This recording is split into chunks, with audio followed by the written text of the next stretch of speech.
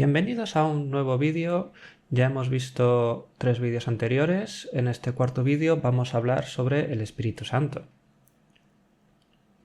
¿Es una persona o es una fuerza? Como siempre, con esta imagen vemos que representa todas las referencias cruzadas que tienen los 66 libros que componen la Biblia, más de 40 autores diferentes a lo largo de más de 1500 años en 3 continentes diferentes. La Biblia es tan poderosa que, aunque cambies algunas partes, es capaz de mostrarte la verdad y poner en evidencia lo que ha sido alterado. ¿Qué o quién es el Espíritu Santo? ¿Tercera persona de la Trinidad o una fuerza impersonal? Por un lado, los cristianos consideramos que es la tercera persona de la Trinidad y, por lo tanto, es completamente Dios, como es el Padre o lo es Jesús. Por otro lado, Watchtower considera que es una fuerza, es algo impersonal. En su web definen: poderosa fuerza invisible que Dios utiliza para cumplir su voluntad. Es santo porque viene de Jehová, que es puro y justo al mayor grado posible, y porque es el medio de Dios para realizar lo que es santo. Nos citan Lucas y Hechos. En Lucas, el ángel le contestó: sobre ti vendrá Espíritu Santo y el poder del Altísimo te envolverá con su sombra. Por eso el que van a nacer será llamado Santo Hijo de Dios. Y en Hechos, pero recibirán poder cuando el Espíritu Santo venga sobre ustedes y serán mis testigos en Jerusalén, en toda Judea y Samaria y hasta la parte más lejana de la tierra. ¿Qué dice Watchtower? En una pregunta de los lectores responden: lejos de enseñar que el Espíritu Santo sea una persona y un Dios igual a Jehová, la Biblia muestra que simplemente es la fuerza activa invisible de Dios. ¿Vale? Es simplemente la fuerza activa, ¿vale? Es lo que dice Watchtower. Una fuerza como el electromagnetismo o la fuerza nuclear fuerte o la nuclear débil. Diría también la gravedad, pero resulta que no es una fuerza, sino una manifestación de la curvatura del espacio-tiempo, en caso de que te preguntes por qué no he usado fuerza de la gravedad. Vamos a leer el resto. Jesús habría de bautizar con Espíritu Santo y fuego, así como Juan el Bautista estaba bautizando con agua. Una persona puede bautizar a otra con agua o fuego, sumergiéndola en agua o en llamas. Pero, ¿cómo puede un individuo bautizar a alguien con otra persona? El agua y el fuego no son personas, tampoco lo es el Espíritu Santo. Luego, en el Pentecostés, los 120 discípulos se llenaron de Espíritu Santo. Obviamente no se llenaron de una persona. En el cielo Jesús había recibido Espíritu Santo de parte de Jehová y lo derramó sobre sus seguidores. El Espíritu Santo no era una persona que haya sido así, sino que era la fuerza activa de Dios. Vale, me parece un buen argumento. Humanamente no podemos llenarnos con otra persona o bautizar a alguien en o con una persona. Esto es lo que nos dice la organización de Watchtower y podría tener sentido. Vamos a trabajar varios versículos a ver qué opinamos al final del vídeo. ¿El mal, Satanás, es una fuerza o una persona? Algunas personas piensan que es una personificación del mal, pero que no es una persona. En un artículo de Watchtower nos dicen: ¿puede una fuerza no inteligente sostener una conversación con una persona? Además, la Biblia llama a Satanás un homicida, un mentiroso, un padre en el sentido espiritual y un gobernante. Solo una persona inteligente puede encajar en todas esas descripciones. Por lo tanto, la enciclopedia de McClintock y Strong declara: los escritores sagrados hacen uso de toda forma de acción personal al describir el carácter y conducta de Satanás. Cada cualidad, cada acción que puede indicar personalidad se le atribuye a él en un lenguaje inconfundible. Ok, tras leer esto, tengo 3 preguntas para ti. Son fáciles, de sí o no. ¿Dirías que Satanás puede pensar? ¿Dirías que Satanás tiene emociones? ¿Dirías que Satanás tiene voluntad? ¿Qué te hace ser una persona y no una fuerza? ¿Necesitas una mente? ¿Necesitas emociones? ¿Necesitas una voluntad? Vamos a ver si el Espíritu Santo tiene esas cosas. El Espíritu Santo tiene una mente. Vamos a leer Romanos 8, versículos 26 y 27. De igual manera, el Espíritu también acude en nuestra ayuda cuando estamos débiles, porque el problema es que a veces no sabemos lo que necesitamos pedir en oración, pero el Espíritu mismo ruega por nosotros con lamentos no expresados. Sin embargo, el el que examina los corazones sabe cuál es la intención del Espíritu, porque éste ruega por los santos de acuerdo con la voluntad de Dios. ¿Qué quiere decir con intención? Vamos a ver la palabra en griego. Intención, intento, el pensamiento, la que está en la mente. Muestro bajo el interlineal de la web de jw.org también, ¿verdad? Pablo usa esa palabra un poco antes en Romanos 8:6.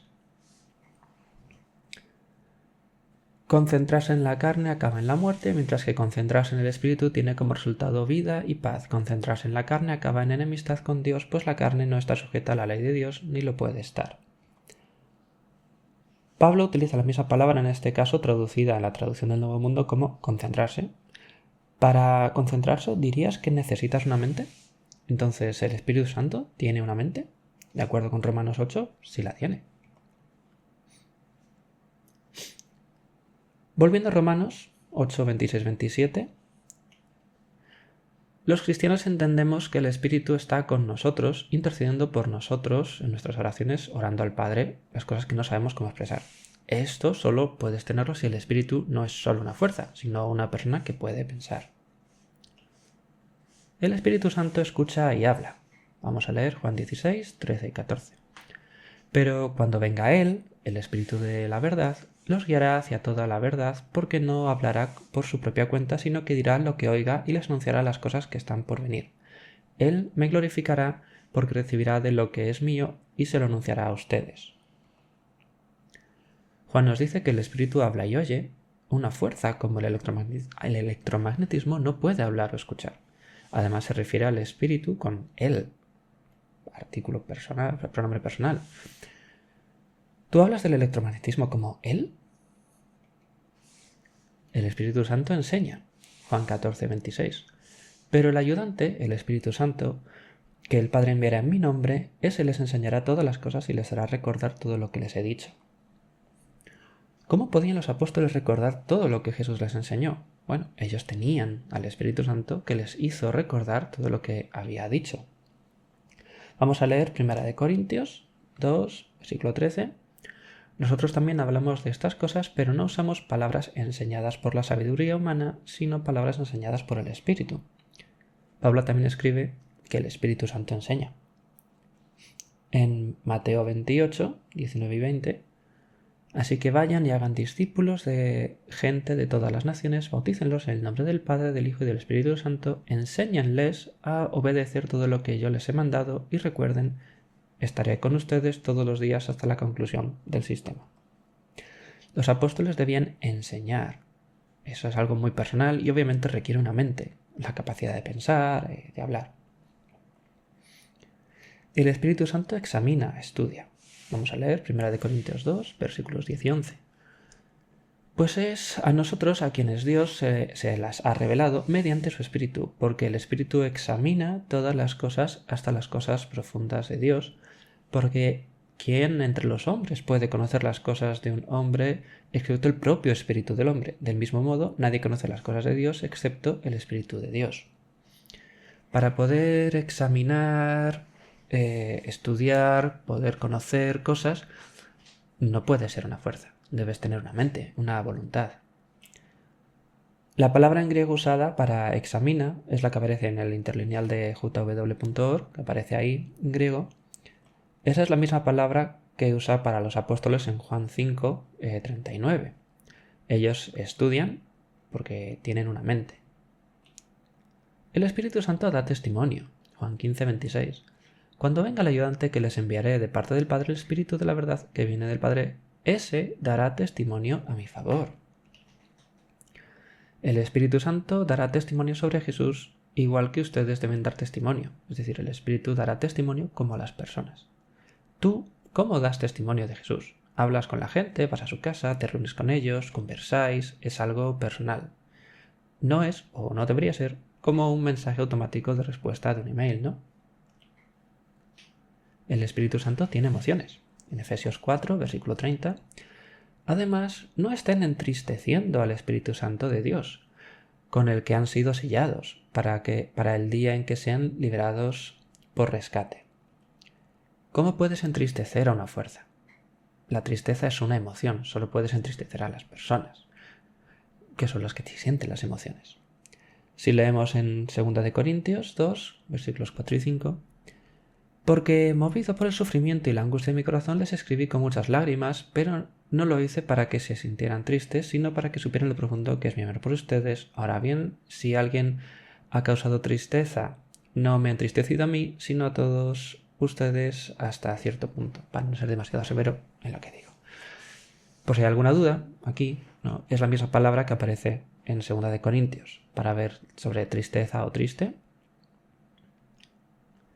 Podemos ver que es esta misma palabra, es decir, que al igual que se entristece a una persona, se entristece al Espíritu Santo. Y vale, yo no hablo griego koiné, pero también veo que no son exactamente los mismos caracteres. Podemos ver que son similares, pero en el interlineal de jw.org no he visto una forma de trabajar con el griego, pero sí que hay otros interlineales. Entonces, en todos los casos vemos que coincide, ¿vale?, el interlineal de la otra página web, y todas esas palabras tienen el número 3076, que es el número de la palabra para ver en el diccionario Strong. Si vemos esa palabra, ¿vale?, es entristecer, afligir.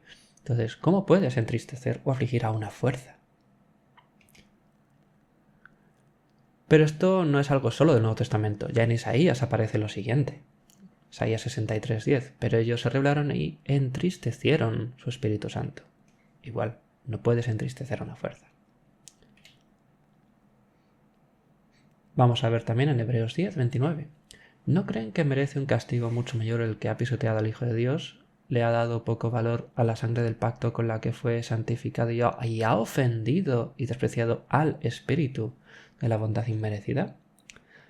Quizá puedes despreciar a una fuerza, ¿no? Oh, electromagnetismo, te odio. ¿Pero puedes ofender a una fuerza? Yo diría que no. El Espíritu Santo tiene voluntad. 1 Corintios 12. Sin embargo, la manifestación del Espíritu se le da a cada uno para beneficio de todos. Mediante el Espíritu, a uno se le da el don de hablar con sabiduría, a otro el de hablar con conocimiento según ese mismo Espíritu, a otro el de la fe, por el mismo Espíritu, a otro el de curar por ese único Espíritu, a otro el de hacer milagros, a otro el de profetizar, a otro el de reconocer los mensajes inspirados, a otro el de hablar en diferentes lenguas, a otro el de interpretar lenguas. Pero todas estas maneras de actuar las lleva a cabo el mismo Espíritu, que las distribuye cada uno como Él quiere. Pablo está hablando de dones espirituales, pero todos ellos los da el Espíritu como Él quiere. Una fuerza no puede querer cosas, no decide, no tiene voluntad. Si vemos la palabra griega en el interlineal, esta palabra se define como queriendo, quiero, el querer, desear, estar dispuesto a algo. Vamos a dejar eso por ahí. Y vemos Santiago 1:18. Fue su voluntad hacernos nacer mediante la palabra de la verdad, a fin de que seamos unas primicias de sus criaturas. Aquí habla de la voluntad de Jehová y Santiago usa la misma palabra que Pablo en 1 Corintios, es decir, que lo que el Espíritu Santo quiere significa que tiene voluntad. En Mateo 11:27 podemos leer, también dijo, mi Padre me ha entregado todas las cosas, nadie conoce realmente al Hijo excepto el Padre y nadie conoce realmente al Padre excepto el Hijo y todo aquel a quien el Hijo se lo quiera revelar. En Mateo 11 vemos que vuelve a usar la misma palabra en griego para decir lo que Jesús quiere. Entonces, tanto Jehová como Jesús como el Espíritu Santo tienen voluntad. El Espíritu Santo comisiona. Hechos 13, versículos 2, 3, 4. Mientras estaban sirviendo a Jehová y ayunando, el Espíritu Santo dijo, sepárenme a Bernabé y a Saulo, a fin de que realicen la misión para la que los he llamado. Entonces, después de ayunar y orar, les impusieron las manos y se despidieron de ellos. Así que estos hombres, enviados por el Espíritu Santo, bajaron a Seleucia y allí embarcaron para Chipre. El Espíritu Santo vuelve a hablar y atentos a los pronombres. Sepárenme, he llamado. Entonces, el Espíritu es una persona que dice, sepárenme para mí, no, yo he llamado. ¿Una fuerza puede hacer eso? A mí me suena muy personal. ¿Quién envía a estos hombres? ¿No? Es el Espíritu Santo que está hablando y dando órdenes a la iglesia. En Hechos 8, 29 dice, de modo que el Espíritu le dijo a Felipe, ve y acércate a ese carro. Y aquí el Espíritu vuelve a dar instrucciones a un discípulo. Entonces, si resumimos un poco, tenemos que el Espíritu Santo tiene una mente, enseña, oye, habla, examina, testifica, puede ser entristecido, puede ser ofendido, puede ser enfadado, tiene voluntad, toma decisiones y da órdenes a los discípulos.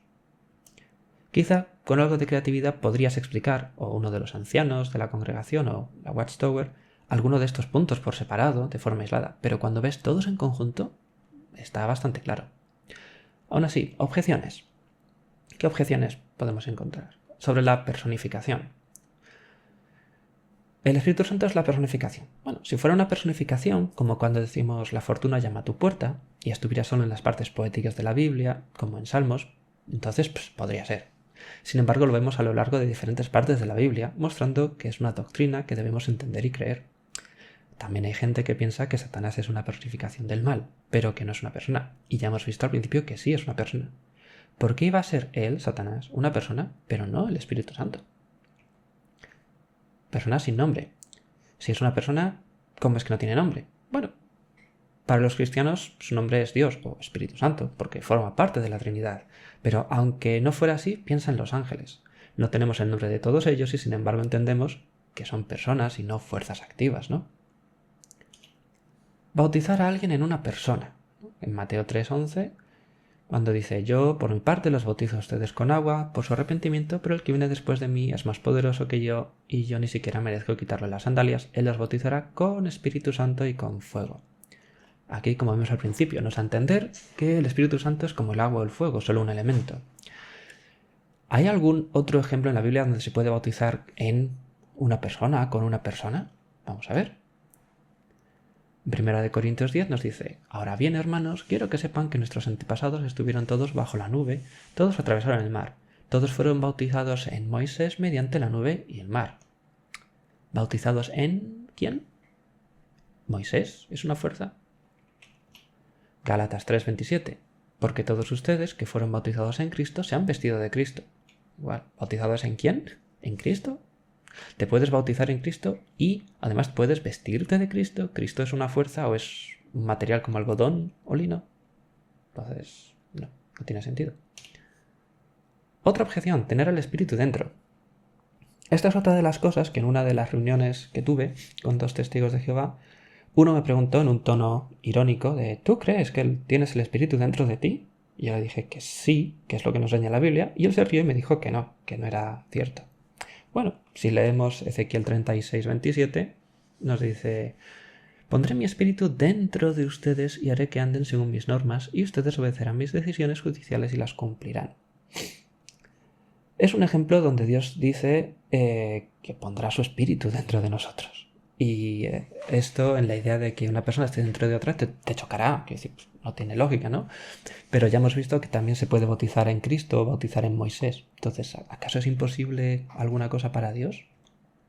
¿No? ¿Tú tienes el Espíritu de Dios dentro de ti? Entonces, ahora que hemos establecido que el Espíritu Santo es una persona y no una fuerza, vamos con otro punto importante con la teología. El Espíritu Santo es Dios. Vamos a leer Hechos 5:3.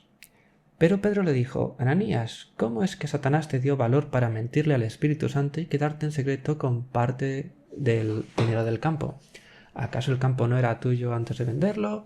¿Y cuando lo vendiste, verdad que podías hacer con el dinero lo que quisieras? ¿Por qué planeaste algo así en tu corazón? No le has mentido a los hombres, le has mentido a Dios. No puedes mentir a una fuerza impersonal. Y además aquí nos muestra que ha mentido al Espíritu y ha mentido a Dios. Está equiparando al Espíritu Santo con Dios, que es lo mismo. Salmos 139, 7 y 8. ¿A dónde puedo escapar de tu espíritu? ¿A dónde puedo huir de tu rostro? Si subiera al cielo, allí estarías. Si me acostara en la tumba, allí mismo estarías tú. Aquí David también equipara al Espíritu Santo con Dios. No puedes escapar del Espíritu, igual que no escapas de Dios. En 2 de Samuel 23, versículos 2 y 3. El Espíritu de Jehová habló por medio de mí, sus palabras estuvieron en mi lengua. El Dios de Israel habló, la roca de Israel me dijo. Cuando el que gobierna a la humanidad es justo y gobierna con temor de Dios. Bueno, aquí nos dice que el Espíritu Santo habló, el Dios de Israel habló. Aquí vuelve a equiparar Espíritu Santo con Dios. Los dos hablan, los dos son la misma persona. Perdón, no son la misma persona, sino que son el mismo Dios. Isaías 6, 8 y 9. Entonces oí la voz de Jehová diciendo: ¿A quién enviaré? ¿A quién irá por nosotros? Y yo dije: aquí estoy yo, envíame a mí. Y él contestó: ve y dile a este pueblo: por más que ustedes oigan, no entenderán; por más que vean, no conseguirán ningún conocimiento. Vamos a leer también Hechos 28, 25 y 26. Y como no se ponían de acuerdo entre ellos, empezaron a irse. Pablo solo hizo este comentario: con razón el Espíritu Santo les habló a sus antepasados mediante el profeta Isaías y dijo: ve a donde este pueblo y di: ustedes van a oír, pero jamás van a entender; van a mirar, pero jamás van a ver. Observa el paralelismo. En Hechos está contando lo que Jehová, el Espíritu Santo, le dijo a Isaías, equiparando otra vez el Espíritu Santo con Dios. Vamos ahora con Jeremías 31, versículos 33-34. Pues el pacto que haré con la casa de Israel después de esos días, afirma Jehová, es este: pondré mi ley dentro de ellos y escribiré en su corazón. Yo seré su Dios y ellos serán mi pueblo. Y ya nadie le enseñará a su prójimo ni a sus hermanos, diciéndoles: conozcan a Jehová, porque todos me conocerán desde el menor hasta el mayor, afirma Jehová. Y yo perdonaré su error y no me acordaré más de su pecado. Vamos ahora con Hebreos 10. Además, el Espíritu Santo también nos da testimonio de eso, porque primero ha dicho: el pacto que haré con ellos después de esos días, dice Jehová, es este: pondré mis leyes en sus corazones y las escribiré en sus mentes. Luego dice: y no me acordaré más de sus pecados ni de las cosas malas que hicieron. Igual, observa el paralelismo. En Jeremías es Jehová, habla Jehová, y en Hebreos habla el Espíritu Santo. Está hablando el mismo Dios. Vamos a ver también en Corintios, 1 de Corintios 3, el 6 y 2 de Corintios 6. Primero, ¿no saben que ustedes son el templo de Dios y que el Espíritu de Dios reside en ustedes? El siguiente, ¿no saben que el cuerpo de ustedes es el templo del Espíritu Santo que está en ustedes y que Dios les da? Y en 2 de Corintios, ¿y qué acuerdo hay entre el templo de Dios y los ídolos? Porque nosotros somos el templo de un Dios vivo. Ustedes son el templo de Dios, el cuerpo de ustedes es el templo del Espíritu Santo, porque nosotros somos el templo de un Dios vivo. Estamos otra vez equiparando el Espíritu con Dios. Somos el templo del Espíritu, al igual que somos el templo de Dios. No podemos ser el templo de diferentes. Pero el versículo 2 de Corintios, el versículo de 2 de Corintios 6 no está completo. Si lo terminamos, tal como dijo Dios: yo residiré entre ellos y andaré entre ellos, y yo seré su Dios, y ellos serán mi pueblo. Yo, Dios, Jehová, residiré entre ellos. ¿Cómo es eso posible? ¿Acaso aquí se está hablando del Espíritu? ¿No enseña Watchtower que Jehová reside en los cielos, en la morada espiritual, y que no está entre nosotros? Al igual que no está en todas partes. La gran comisión. En Mateo 28 y 19, ¿vale?, que ya hemos visto antes, dice: así que vayan y hagan discípulos de gente de todas las naciones, bautícenlos en el nombre del Padre, del Hijo y del Espíritu Santo. ¿No te parece un poco raro que se bauticen en el nombre de 2 personas y luego de una fuerza? Yo diría que está mencionando a 3 personas. Observa también que no dice en los nombres de, sino en el nombre de, como un nombre en singular. Quizá porque los 3 son Jehová. Imagínate, bautícenlos en el nombre de Jehová. Esto tiene mucho más sentido y lógica bíblica que la idea de bautizarlos en el nombre de Jehová, en el nombre del primer ser creado, que es el arcángel Miguel, y de la fuerza activa de Dios. Del arcángel Miguel hablaremos en otro vídeo. Bien, pues aquí podrías finalmente decírmelo como: mira, yo no voy a creer en eso de la Trinidad hasta que no vea que la Biblia me dice que Jehová es el Espíritu, ¿no?, que son el mismo ser. No digo misma persona, ¿vale?, que antes me confundí, pero es que entiendo que es difícil, ¿vale?, porque no son la misma persona. O sea, no son la misma persona, igual que Jesús no es el Padre, son personas diferentes, pero todos son el mismo ser. Esa es la clave. Bueno, pues, ¿dónde dice la Biblia que Jehová es el Espíritu? 2 de Corintios 3, 17. Pues bien, Jehová es el Espíritu, y donde está el Espíritu de Jehová hay libertad. Retomando lo que vimos al principio, lejos de enseñar que el Espíritu Santo sea una persona y un Dios igual a Jehová, la Biblia muestra que simplemente es la fuerza activa invisible de Dios. No, la Biblia no muestra que el Espíritu Santo es simplemente la fuerza activa invisible de Dios, más bien muestra claramente que es una persona. Y la otra parte, ¿no?, de bautizar con Espíritu Santo y fuego, ¿cómo puedes bautizar con una persona? ¿Cómo puedes bautizar en una persona? Hemos visto que sí, se puede bautizar a alguien con una persona o en una persona, sobre todo si esa persona es el Espíritu. Y sobre Pentecostés, estar llenos del Espíritu Santo. También en Pentecostés hemos visto que sí, se llenaron del Espíritu Santo, porque hemos visto que estamos llenos del Espíritu y que a su vez es Dios, porque los discípulos, como los cristianos, somos el templo de Dios. ¿Y por qué es importante saber quién es el Espíritu Santo? ¿Qué más da si pienso que es solo una fuerza activa impersonal? Yo adoro a Jehová y con eso hago mis cosas buenas y ya, pues, con eso ya estoy bien. Mateo 12, 31. Por eso les digo que a los hombres se les perdonará todo tipo de pecado y blasfemia, pero la blasfemia contra el Espíritu no se les perdonará. Por ejemplo, al que diga algo contra el Hijo del Hombre, Jesús, su pecado se le perdonará. Pero al que hable contra el Espíritu Santo no se le perdonará. No, ni en este sistema ni al que va a venir. Reflexión final. Leemos Salmos 139, 7 y 8. ¿A dónde puedo escapar de tu espíritu y a dónde puedo huir de tu rostro? Si subiera al cielo, allí estarías, y si me acostara en la tumba, allí mismo estarías tú. Este versículo nos muestra además la omnipresencia de Dios, algo que Watchtower no enseña. Por el contrario, la organización enseña que Dios no está en la tierra ni en ningún lugar del universo en el que nosotros estamos. Él vive en un mundo espiritual, en el cielo, en ese mundo espiritual. Es muy difícil poder tener una relación personal con alguien que está siempre en la distancia. El Dios que enseña Watchtower es muy lejano.